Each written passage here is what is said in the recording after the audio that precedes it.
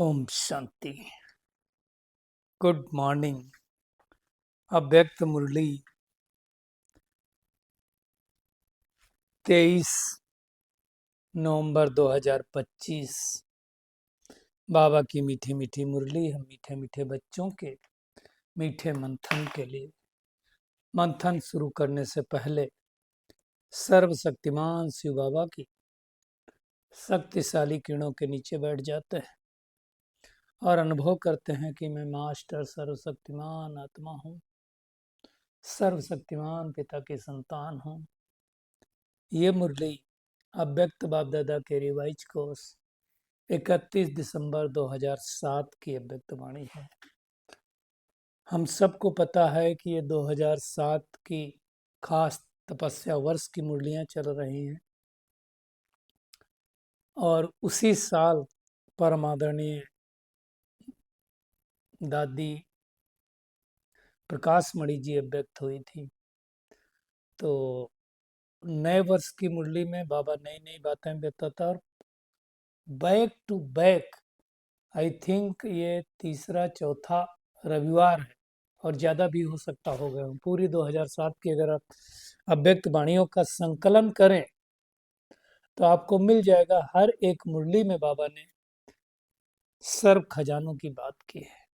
आज भी बाबा ने उस बात को दोहराया हुआ है, क्योंकि अगर हमारे पास खजाने नहीं जमा है तो हम समय पर यूज नहीं कर पाएंगे ना।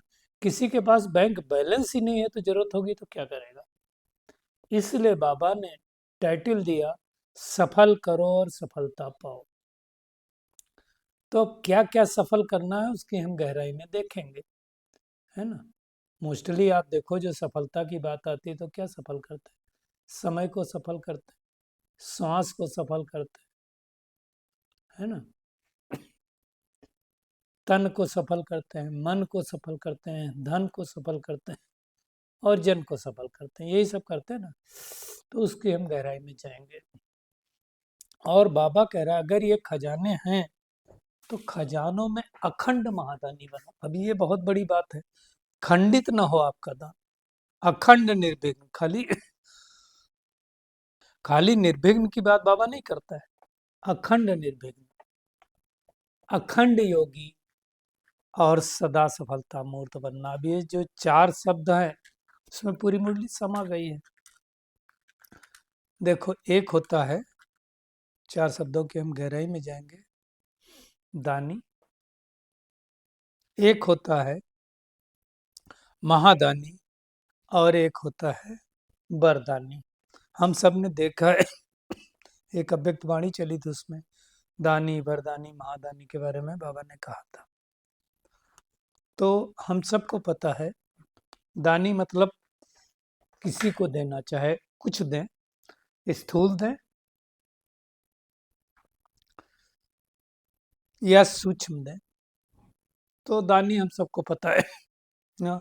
और जो अल्पकाल का हम दान देते हैं हम सबको पता है कि नेक्स्ट जन्म में प्राप्ति होती है। किसी ने मान लो किसी को धर्मशाला बनाया तो अगले जन्म में मकान अच्छा मिलेगा, स्कूल बनवाए तो अगले जन्म में एजुकेशन अच्छी मिलेगी, आदि आदि। वो सब हमको मालूम है, उसमें हम नहीं जाएंगे। दूसरा है महादानी, है ना। जो आत्मा ज्ञान गुण शक्तियां संकल्प ये सब दान करता है, लगातार दान करता है ना? करता ही रहता है तो उसको महादानी कहा जाता है। और वरदानी का मतलब है कि सामने वाली आत्मा को मेहनत नहीं करनी पड़ी, आपके जो संकल्प हुए, बोल हुए और आपने कह दिया, वो सामने वाली आत्मा के लिए वैसे बन गया। तो ऐसा वरदानी मुक्त के लिए कहा जाता है। अब इसी तरह से निर्विघ्न है, अखंड निर्विघ्न मतलब विघ्न तो आएंगे लेकिन हम निर्विघ्न रहें। हमारा विघ्न ऐसा ना हो कि आज निर्विघ्न है, कल विघ्न आ गए तो हम परेशान हो गए। अखंड मतलब खंडित नहीं होनी चाहिए निर्विघ्नता, सदा। और अखंड योगी, अब ये बहुत बड़ी स्टेज है, योगी तो बहुत है। वैसे तो योगियों की भी स्टेज होती है ना, योगी, राजयोगी, महाराज योगी, फिर भोगी भी होता है, ऐसी बहुत सारी चीजें। तो आज बाबा कह रहा है अखंड योगी। तो हमारा योग टूटता तो नहीं है, लगातार रहता है। आज बहुत अच्छा योग लग रहा है, कल नहीं लग रहा है। और अगर ऐसे हैं तो अखंड अर्थात सदा सफलता मूर्त बन सकते हैं। तो वो वही आज बाबा चेक कर रहा है। बाबा ने दो सभाओं को देखा, एक वो सभा जो उनके बाबा के सम्मुख बैठे होते, और एक जो दूर है लेकिन बाबा के दिल के करीब है। तो बाबा ने ऐसी सभी आत्माओं के मस्तक के बीच में आत्मदीप को देखा। बाबा की दृष्टि वृत्ति देखो कितनी सुंदर है ना, कि वो कुछ और देखता ही नहीं है। और बाबा ने कहा हर एक आत्मा एक संकल्प, एक रस स्थिति में परमात्मा प्यार में लवलीन होकर के बैठी हुई। भाई 31 दिसंबर है तो नया वर्ष मनाने के लिए ही आए होंगे। अब बाबा देखो समझा रहा है नए वर्ष की डेफिनेशन। दुनिया वाले भी मनाते हैं और हम बच्चे भी मनाते हैं। तो बाबा ने कहा एक की विदाई है और एक की बधाई। यही होता है ना, पुराने की हम विदाई देते हैं और नए की बधाई। अब बाबा कह रहा है नए का मतलब होता है उमंग, उत्साह, स्वपरिवर्तन का उमंग ज्ञान के हिसाब से। वो बाबा ने कहा दिख रहा है। दुनिया वाले एक दिन के लिए मनाते हैं और हमारा हर दिन संगम युग का उत्सव है, क्योंकि खुशी का उत्साह है ना। दुनिया वाले क्या करते हैं, फिर वो बुझा देते हैं। जैसे 12 बजने वाला होता है तो दीपक को बुझा देते हैं। और बाबा कहता है ना, बुझे हुए दीपक को वो जलाते हैं। हाँ, सबके दीपक तो बुझे ही हुए ना। और हम बच्चे चैतन्य दीपक, जो जले हुए दीपक हैं, जगे हुए दीपक हैं, है ना, उसकी बात बाबा कर रहा है। तो अब बाबा कहता है कि जैसे 12 बजे के बाद नया वर्ष चालू हो जाएगा, यानी पुराना वर्ष विदाई लेगा, तो हम सब बच्चों को बाबा क्या शिक्षा दे रहा है? पुराने संकल्प, पुराने संस्कार, उन्हों को विदाई दिया। और पिछली मुरली याद करो तो बाबा ने क्या कहा था? आपके वो संस्कार नहीं, रावण के संस्कार है, तो उनको विदाई दिया। अब क्या संकल्प करो कि हम नए वर्ष में क्या नवीनता लेकर के आएंगे, क्या उमंग उत्साह लाएंगे, वो देखो। क्योंकि बाबा ने कहा निमित्त आप हो विश्व के, फाउंडेशन आप हो, पूर्वज आप हो, पूज्य आप हो। फाउंडेशन मतलब जो नीचे, नींव। नींव मजबूत ना हो तो दीवार मजबूत नहीं होती, कोई इमारत मजबूत नहीं होती। पूर्वज मतलब याद करो सतयुग त्रेता की आत्माएं। पूज्य मतलब जिनकी द्वापर युग कलयुग में पूजा हो रही। तो इस वृत्ति को रख करके अगर हम वाइब्रेशन फैलाएंगे तो चारों तरफ ये वाइब्रेशन फैलेगा और ये वाइब्रेशन प्रकृति को भी मिलेगा। भाई दुनिया में अगर आप देखो, कभी गर्मी है, कभी सर्दी है, कभी बसंत है, सब अलग अलग होता है ना। तो बाबा ने कहा अगर आप प्रकृतिपति हो तो कौन से वाइब्रेशन फैलाओगे? ऐसे ही वाइब्रेशन फैलाओगे ना जिससे हर आत्मा को सुख चैन मिले। और सुख चैन अगर सबको मिलना है तो क्या करना पड़ेगा? जो हमें खजाने मिले हैं उनको सफल करना और सफलता पाना। अब पिछली मुरली में भी बाबा ने कहा था एक सेकंड भी व्यर्थ न जाए, क्योंकि एक सेकंड की कीमत बाबा ने क्या बताई थी? एक वर्ष के बराबर है। तो इसी समय, इस समय देखो, समय का खजाना, पहला खजाना कौन सा है? समय का खजाना ना। तो समय हमारा व्यर्थ तो नहीं जा रहा, हमारा समय सफल हो रहा है कि नहीं हो रहा? श्वास हमारी बर्बाद तो नहीं हो रही है ना? संकल्प हमारा सफल हो रहा है, शक्ति हमारी सफल हो रही, गुण हमारा सफल हो रहा है। तो 5 बातें याद रखेंगे। कौन कौन सा? समय, श्वास, संकल्प, शक्ति, गुण। समय, श्वास, संकल्प, शक्ति और गुण। 4 सा और 1 गा से गुण। तो ये है सफलता मूर्त बनने का जन्म सिद्ध अधिकार। अब देखो बाबा ने एक एक चीज को बताया। अब अगर हम समय सफल करेंगे, है ना, तो सफलता का प्रारब्ध पूरा समय प्राप्त होगा। इस समय अगर सफल करेंगे तो पूरे कल्प में सफलता मिलेगी। दूसरी बात, श्वास को सफल करेंगे तो भविष्य में हमारी श्वास की सफलता का परिणाम होगा कि भविष्य में सभी आत्माएं पूरा समय स्वस्थ रहेंगी। सतयुग त्रेता कोई बीमार नहीं होता, बीमारी का नाम नहीं होता, डॉक्टर की तो डिपार्टमेंट ही नहीं। सोचो डॉक्टर क्या करेंगे वहां। तो बाबा ने कहा ऐसा ना हो डॉक्टर मायूस हो जाए, तो वहां डॉक्टर राजा बन जाएंगे, विश्व के मालिक बन जाएंगे। तो वो सफल करना, श्वास को सफल करते हैं तो सबको स्वस्थ मिलता है। ऐसे ही अगर ज्ञान के खजाने को सफल करेंगे तो क्या होगा, हम इतने समझदार बनेंगे, इतने समझ शक्तिवान बन जाएंगे कि वजीर की जरूरत नहीं होती। अभी तो देखो एक एक कैबिनेट में 60-60, 70-70 मिनिस्टर होते हैं। तो कितनी बड़ी बात। फिर शक्तियां सफल करेंगे तो क्या होगा, वहां धर्म सत्ता, राज्य सत्ता, ये सब शक्तियां ना, विशेष शक्तियां मानी जाती है ना, ये वहां प्राप्त होगी। दोनों ही विशेष शक्तियां, सत्ताएं वहां प्राप्त होंगी। गुण सफल करेंगे तो गुणों के फलस्वरूप क्या होगा, देवता पद मिलेगा, यानी दिव्य गुणधारी हम बनेंगे। और लास्ट जन्म में भी हमारी जड़ मूर्ति का पूजन तो होगा ही होगा। तो सोचो, इसलिए तो आज दिन तक गाते हैं लोग। आपकी विशेषता क्या गाते हैं, सर्वगुण संपन्न, 16 कला संपूर्ण, संपूर्ण निर्विकारी, मर्यादा पुरुषोत्तम। तो ये सारी प्राप्ति कहाँ से हो रही है, खजानों से। तो ये चारों चीजों को चेक करो। क्या क्या चेक करेंगे, समय, श्वास, संकल्प, शक्ति और गुण, ये पांचों चीजें चेक करना। क्या चेक करना है कि ये खजाने खुद के प्रति और विश्व के प्रति हमने कितना सफली किया, चेक करो। अगर सफली नहीं किया तो व्यर्थ किया। 1 मिनट भी व्यर्थ किया तो सोचो कितना चला जाएगा। 1 सेकंड बाबा 1 साल के बराबर होता है। तो 60 सेकंड व्यर्थ कर दिया तो 60 साल चले गए ना। जैसे ब्रह्मा बाबा ने क्या किया, आदि से अंत तक सब कुछ सफल किया, सब कुछ। लास्ट दिन भी आप देखो बाबा ने मुरली चलाई, बीमार था तो भी चलाई, चलाई ना, अलबेलापन नहीं किया।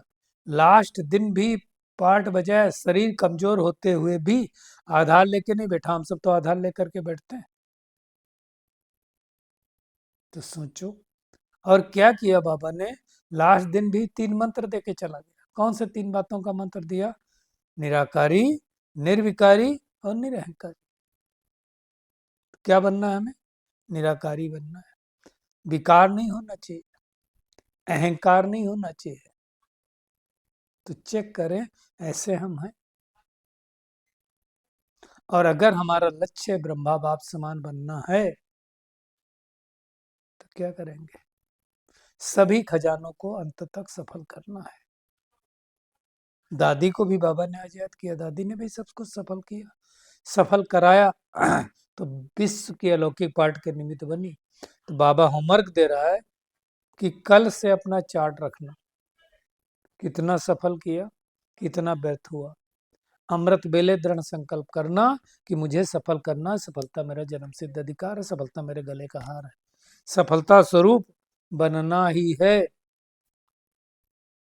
और उसके लिए बाबा ने महामंत्र दिया कि ब्रह्मा बाबा का सबसे ज्यादा प्यार किससे था, किससे था, मुरली से था ना। इसलिए आज दिन भी मुरली चढ़ाई, मुरली मिस नहीं की। सुबह नहीं कर पाए शरीर के कारण तो शाम को चलाई, और कहा बच्चों को मुरली मिस नहीं होनी चाहिए। दादी ने कहा बाबा आपकी थोड़ी तबीयत ऊपर नीचे है तो आज मुरली रहने। तो बाबा ने कहा नहीं, बच्चों को मुरली नहीं मिलती तो बच्चों के संकल्प चलते हैं। सोचो, इतना प्यार था। इसलिए बाबा ने बहुत बार मुरलियों में कहा है, जिसका मुरली से प्यार नहीं उसका मुरलीधर से प्यार नहीं। तो चेक करें, मेरा इतना मुरली से प्यार है, होना चाहिए ना। इसलिए मैं हमेशा जोर देता हूँ, सबको कहता हूँ मुरली में जरूर जुड़ो, जुड़ना चाहिए ना। मुरली पढ़नी चाहिए, सेंटर पे जाए तो बहुत अच्छा है, सामने बैठ के सुनने का तो बहुत ही अलग ही आनंद आता है। परंतु अगर इन केस कोई कारण बस नहीं जा पा रहे हैं तो आप बैठ करके ऑनलाइन भी सुनो, लेकिन बैठ के सुनो, चलते फिरते नहीं, तो समझ में आएगा। अलबेलापन नहीं, ब्रह्मा बाबा ने अलबेलापन नहीं किया तो हमें भी नहीं करना है। तो ये जो खजाने हैं इनमें सभी अखंड महादानी हम सबको बनना, खाली महादानी नहीं, अखंड महादानी। अखंड बाबा ने आज अंडरलाइन कराया, अखंड योगी, अखंड निर्विघ्न, इसकी बाबा ने कहा हो सकता है, खंडित ना हो। तो चेक करें कि हम कितना इसका दान दे रहे हैं। और करना क्या, क्या दान देना, मनसा से हमें क्या देना, शक्तियों का दान देना। मतलब शक्ति फैलाने में बिजी रहो। वाचा से, हम मुख से तो ज्ञान ही सुनाते हैं, और कर्म से गुणदान व गुण का सहयोग करते हैं। अब एक ही चीज देखना है कि हमारे कर्मों, अभी देखो सुनना कोई नहीं चाहता, सुन करके सब थक गए। हमारे कर्मों से क्या झलक रहा है, इसलिए बाबा ने कहा कि ब्राह्मण आत्माएं भी अब सुनना नहीं चाहती, सैंपल देखना चाहती। जैसे लोग नहीं कहते अरे कौन बना है, कौन अभी तक संपूर्ण हुआ है। तो हर एक गुण मूर्त हम कितना वो देखना चाहते हैं, हमारे कर्म में वो गुण आए। ऐसा नहीं हो सकता कि हम भाषण तो बड़े अच्छे अच्छे दे रहे हैं बैठ करके, लेकिन हमारे आचरण में नहीं, तो कोई नहीं हमारी बात मानेगा। दुनिया देखना चाहती है। तो हमारे कर्मों से गुणों का सहयोग हो, गुणों का दान देने की आवश्यकता है, सुनना कोई नहीं चाहता है। पक्का समझ लेना, दुनिया वाले सुनना चाहते हैं, न ब्राह्मण आत्माएं भी सुनना चाहते हैं। तो क्या करना है, मनसा और कर्म द्वारा मनसा वाइब्रेशन फैलाना है, सकाश देनी। दूर बैठे भी दे सकते हैं, कहीं भी दे सकते हैं। तो बाबा बार बार मनसा शक्ति को ये यूज करने के लिए जोर क्यों दे रहा है, इसीलिए। तो 3 बातें याद रखेंगे, मनसा द्वारा शक्तियों का वाइब्रेशन है ना, कर्म द्वारा गुणों का दान, और वाचा द्वारा ज्ञान का दान देंगे। ज्ञान का दान किसको चाहिए, अज्ञानी आत्माओं को चाहिए। गुणों का दान भी चाहिए, ज्ञान वालों को जरूरत नहीं है। ज्ञान को क्या, जो ज्ञानी आत्मा है उनको क्या ज्ञान देंगे। और बाबा ने कहा नए वर्ष में जब गिफ्ट देते ना, तो हमें कौन सी गुण गिफ्ट देनी, सबको गुण मूर्त बनने की गिफ्ट देनी। गुणों की टोली खिलाऊंगा, भैया नई टोली बाबा ने सिखाई। मिठाई की टोली तो खिलाते हैं, गुणों की टोली खिलाओ। आप बाबा ने कहा देखो कोई भी आत्माएं मान लो चली भी जाए ज्ञान छोड़ करके, बहुत सारे लोग चले जाते, लेकिन टोली नहीं भूलती। कहते हैं 2 चीजें बाके घर की फेमस है, एक बाबा के ब्राह्मण बच्चों की बोली, और दूसरी टोली। तो हमें भी क्या करना है, गुणों की टोली खिलाना है, गुणों की पिकनिक कराना है। बाप समान समय की समीपता प्रमाण, बाबा ने कहा अचानक तो कभी भी हो सकता है। दादी कभी देखा ना, ऐसे ही हुआ था। तो हमें वो करना है। और एक बात बाबा ने जब बहुत कहा कि कोई ऐसा नहीं सोचो ये बने तो मैं बनूं, इसका पुरुषार्थ तो ऐसा है, उनको नहीं बनना है तो मत बनने दो ना, हमें बनना है ना। तो पहला नंबर लेना है तो पहले मैं, इसमें पहले मैं बनना। इसलिए कहते हैं जो ओटे सो अर्जुन। दूसरा नंबर लेना चाहता तो लेने दो ना भाई। जैसे पहले भी बताया था कि ब्रह्मा बाबा को एक बहन ने बोला कि ये बहन कुछ ऐसा ऐसा करती है, इसको थोड़ा समझाओ। बाबा ने कहा ठीक है। फिर से वो वैसे कर रही थी, तो बाबा ने कहा बाबा आपने नहीं समझाया क्या। तो बाबा ने कहा कि अगर वो नहीं बनना चाहती है, नहीं विश्व महारानी बनना चाहती, नहीं स्वर्ग में जाना चाहती, आपको तो जाना है ना। बोले हाँ। तो फिर आप उसके चक्कर में क्यों पड़े हो, अगर उसको नहीं जानना है। तो कोई आत्मा नहीं सुधरना चाहती, तो हमने सुधरने का ठेका ले रखा है क्या किसी को। कई लोगों को ये बड़ा एक्सपेक्टेशन रहता है कि हम इनको सुधारें, इनको सुधारें। सॉरी टू से, आप किसी को नहीं सुधार सकते। कई लोगों को ये बहुत ज्यादा संकल्प चलता है। मैं भी जब पहले शुरू शुरू में ज्ञान में चला था, तो ये सब चलता था मेरे को, इनको ऐसे नहीं ऐसे करना चाहिए, ऐसे नहीं ऐसे करना चाहिए। एक चीज समझना है, तो कोई आत्मा परफेक्ट नहीं है, हर आत्मा के अंदर कोई ना कोई डिफेक्ट है। परफेक्ट बनने का पुरुषार्थ हर एक आत्मा कर रही है। तो हमें क्या करना है, किसी को देखना है तो छुट्टी है, ब्रह्मा बाबा को देखो, मम्मा को देखो, दादियों को देखो, बाकी क्यों देखना है। तो हमें अखंड सफलता मूर्त अखंड दानी बनना है, यही मेहनत करनी है। कंप्लीट बनना है, कंप्लेन नहीं। और एक बात है, जिसको कंप्लेन होता है वो कंप्लीट नहीं बन सकता। प्रसन्न चित्त बनना है, प्रसन्न चित्त नहीं। बाबा ने कितने सुंदर सुंदर शब्दों का कॉम्बिनेशन दिया, उस कॉम्बिनेशन को हमें यूज करना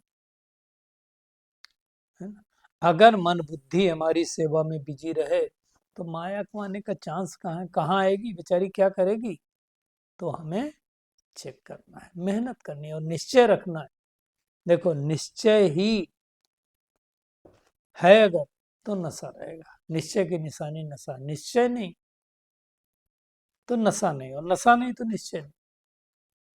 तो ये हमें चेक करना है, यही मेहनत करनी है। आज के वरदान पे आते हैं। ग्लानि करने वाले को भी गुणमाला पहनाने वाले इष्ट देव महान आत्मा भव। अब ये बहुत बड़ा ये है, पुरुषार्थ है कि ग्लानि करने वाले को गले कैसे लगाएंगे। बाबा देखो एग्जाम्पल क्या दे रहा है। जैसे आजकल आप विशेष आत्माओं का भी पता नहीं, अभी तो लोग फूलमाला लेके हो सकता बैठ जाते हो। पहले के जो महावीर आत्माएं हैं वो क्या करते थे कि मान लो आप गए हैं और आपके गले में कोई माला डाला, स्थूल माला, तो वो माला निकाल करके उनको ही पहना देते थे। अब इसको समझना, बाबा क्या कह रहा है, ऐसे ग्लानि करने वालों को भी क्या करो, गुणों की माला पहनाओ, वो माला नहीं। तो स्वतः भी गुणमाला को रिटर्न करेंगे, करेंगे ना। क्योंकि ग्लानि करने वाले को गुणमाला पहनाना अर्थात जन्म जन्म के लिए भक्त निश्चित कर देना। ये बड़ी बात है। भक्त आत्माएं भी कहाँ से बनने वाली, यहीं से बनने वाली है ना। तो ऐसी बहुत सारी आत्माएं होंगी, और बहुत सारी आत्माएं होंगी जो आपकी ग्लानि करेंगी। आप समझ लेना है मेरी भक्त होगी, मेरी पूजा करेगी। बाबा ने कहा ये देना ही अनेक बार का लेना हो जाता है, और इसी विशेषता से हम इष्ट देव महान आत्मा बन जाते हैं। तो ये मेहनत करनी है। चेक कर क्या मैं आत्मा ग्लानि करने वाले को गले लगा सकती हूँ कि नहीं। मेहनत है लेकिन कर सकते हैं। और अपनी मनसा वृत्ति सदा अच्छी पावरफुल बनाओ तो खराब भी अच्छा हो जाएगा। क्योंकि एक्चुअली क्यों खराब अच्छा हो जाता है, ऐसा थोड़ी होता है कि परिस्थिति आई तो चेंज हो जाएगी। हम जब परिस्थिति आई और हमारे यहाँ पे साइलेंस है, मन हमारा खराब नहीं हुआ, तो हमारी जो तार्किक शक्ति है, सोचने की शक्ति है, वो अच्छा काम करती है, तो हम डिसीजन अच्छा ले पाते हैं, इसलिए खराब भी अच्छा हो जाता है। ये इसको, इसकी साइंस को समझना। और अव्यक्त इशारे की पॉइंट में है कि कितना भी कार्यों की, बाबा ने कहा खींचातानी हो, खींचातानी तो रहती है, तो क्या करो, बुद्धि सेवा के कार्य में बिजी भले हो, अशरीरी बनने का अभ्यास करो। 1 सेकंड में स्थित हो जाओ और महसूस करो मैं अशरीरी आत्मा हूँ, प्रकृति सिंहासन पर बैठी, बिल्कुल शरीर से अलग हूँ। तो क्या होगा, सेवाओं का बंधन नहीं होगा। योग युक्त युक्ति युक्त सेवाधारी, सेवा भी करते हैं और उपराम भी रहते हैं। ऐसा नहीं हो सकता कि सेवा ज्यादा है इसलिए अशरीरी नहीं बन सकते, नहीं, तभी निर्बंधन हो सकते हैं। तो ये मेहनत करनी है। तो आज की पूरी मुरली के जो गुणवान बनने के मुख्य पॉइंट हैं, एक तो क्या है, अखंड महादानी बनना, अखंड निर्भीक, अखंड योगी, तभी हम सफलता मूर्त बन सकते हैं। और जो खजाने बताए, समय, संकल्प, श्वास, शक्ति और गुण, इनको क्या करना है, कार्य में लगाना है, यूज करना है, सफल करना है ना। मनसा द्वारा शक्तियों का दान, वाचा द्वारा ज्ञान का दान, और कर्मों द्वारा गुणों का दान देना है। अखंड महादानी बनना है ना। और ग्लानि करने वाले को भी गुणमाला पहनानी है, तभी हम इष्ट देव महान देव बन सकते हैं, है ना। और अपनी मनसा वृत्ति सदा अच्छी पावरफुल बनाना है, तो खराब भी अच्छा हो जाएगा। और कितनी भी कार्यों की खींचतान हो, हमें क्या करना, अशरीरी बनने का अभ्यास करना है। अच्छा, शुक्रिया मीठे प्यारे बाप दादा, शुक्रिया सभी का इस मीठे मंथन के लिए। अच्छा, ओम शांति।